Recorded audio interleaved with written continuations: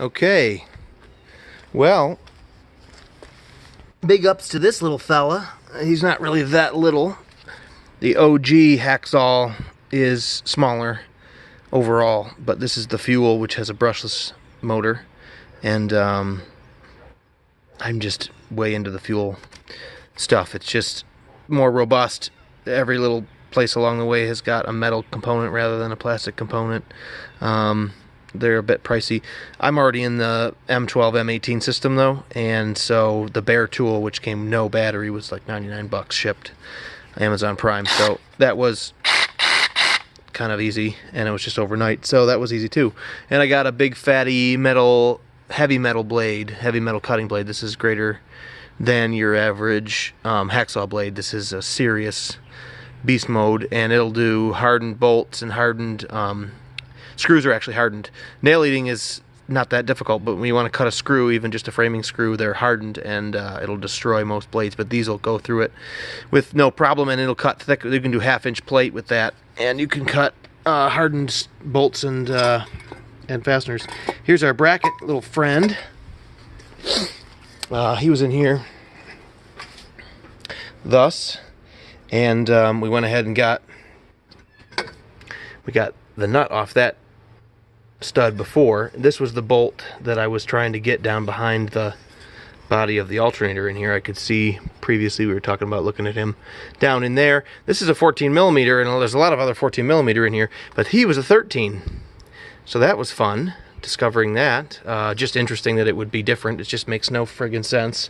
And then there was one hidden down here that you could get to, but then the smog pump was in here again. Another barrel, the body of the smog pump was down in this location, and where are we here? And behind him there was another one, and then there was this one into the smog pump himself, and then the smog pump was in this yoke right here, whereas the alternator, I'm running out of, again, I need to get a head mount here for the camera. That'll be coming soon, but in this yoke section, this is where the bolt is broken off through the alternator, and then down here was where the smog pump hung. I think I'm going to go ahead and omit the smog pump entirely, but we got this component out. Now I can put this guy on the bench, and I can deal with this guy right here. He is... he's frozen in there. And here's what's left of the alternator. It moves back and forth in there. A little bit, but that's the ear of it that I cut off where it's mounted. I cut right through that with the hacksaw. Oh, to get to that point, I had the radiator out previously over there, but I also took the condenser core out, which is even in front of the radiator.